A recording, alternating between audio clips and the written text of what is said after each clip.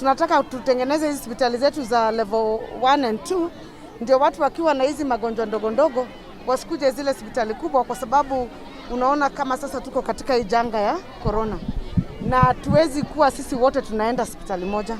Kwa hivyo hiyo ndio project tulikuwa tumekuja kuangalia. Pia kuna hii soko ya Karumande ambayo tulikuwa tumeweka budget kitambo ikatolewa. Sasa ndio tunarudisha na tulikuwa tumekuja kuongea na watu wa Gishugu.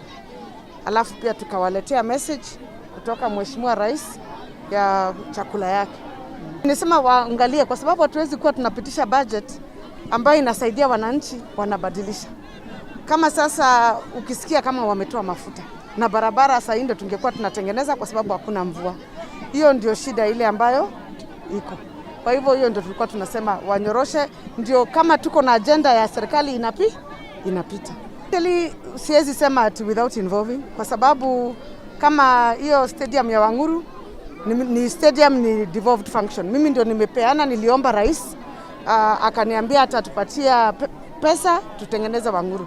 Na ni mimi nilikuwa nimeomba, hata barua ziko. Alafu ni mimi nimewapatia idhini ya kukuja kuingia. Nimeandika barua nikawapatia last week, nikawaambia kujeni mwanze project. Hizo lami za WAIGURU ni mimi niliomba siku ile rais alikuwa amekuja. Kwa hivyo tunashirikiana, ni vile tu siku kuwako, lakini kuna wale ambao wanataka kutumia hiyo iwe siasa. Lakini kati ya national government na county government sisi tunashirikiana, na pahali wanataka idhini tunawapatia, pahali wanataka support kwa sababu tunashirikiana. Kuna kazi yangu na kuna kazi yao. Sasa hiyo stadium hata wakimaliza ni mimi watarudishia, kwa sababu hiyo ni ya county government. Watu wanaogopa kwenda hospitali, wanaogopa corona. Na it's very dangerous, especially kama uko na mjamzito. Kwa sababu usipoenda prenatal ama postnatal unaweza kuwa na complication. Kwa hivyo tungeomba wasiogope sana, na mtu akiona anaogopa zaidi anaweza ita community health worker. Tuko na wao 1200 wakuje wamuone nyumbani, watamuonesha kule ataenda.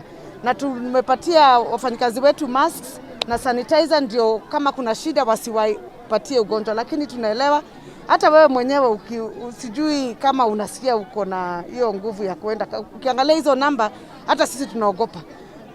Tunataka ile kitu imetuleta hapa ni shida, lakini tungekuwa na choice hatungekuja, kwa sababu kila mtu anaona unaweza pata hiyo ugonjwa. Lakini watu wako na shida mingi, kwa hivyo lazima kazi ifanywe na tujiangalie.